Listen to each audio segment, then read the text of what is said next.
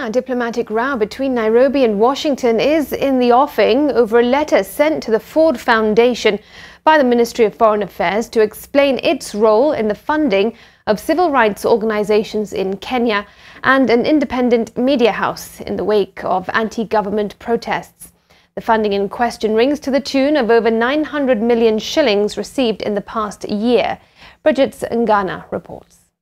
The letter sent to the Ford Foundation President Darren Walker by Foreign Affairs Principal Secretary Kipkorir Sing'oei questions the accounts of 16 non-governmental organizations, among them Independent Media House Africa Uncensored, whom he says have received an estimated $7.3 million in funding between April 2023 and June 2024. The PS has particular interest over funds that came in the last month during the series of anti-government protests. Sing'oei is blaming the following organizations for upending the peace and security of the country as grantees of the Ford Foundation, namely Africa Uncensored Limited, Women's Link Worldwide, Center for Resource Mobilization and Development, Transform Empowerment for Action Initiative, Kenya Human Rights Commission, Open Institute Trust, Africa Center for Open Governance, Transparency International, the Institute for Social Accountability, TISA, National Coalition for Human Rights Defenders, Shining Hope for Communities Incorporated, Coalition for Grassroots Human Rights Defenders Kenya, Community Aid International, Mzalendo Trust, Usikimye and Citizen Advancement Initiative, who in total are said to have received more than 940 million shillings in a span of a year and 2 months.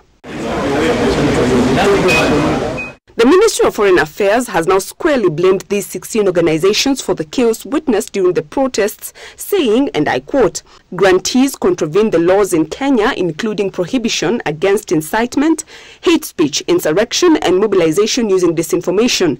Their conduct also fundamentally flouts Ford Foundation's non-lobbying policy, begging the question whether your foundation has abandoned its policy and is now intent on adversely influencing the internal political policy processes within the Republic of Kenya." End of quote.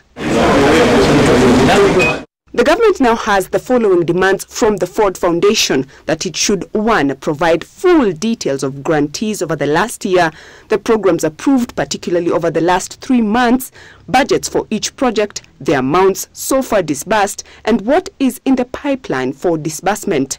That the foundation should furnish the government with reports from grantees detailing the activities carried out, the cost of these activities and their beneficiaries. Third, share a report on Ford Foundation's compliance with its non-lobbying policy, or a statement that this policy is inapplicable to its activities in the country.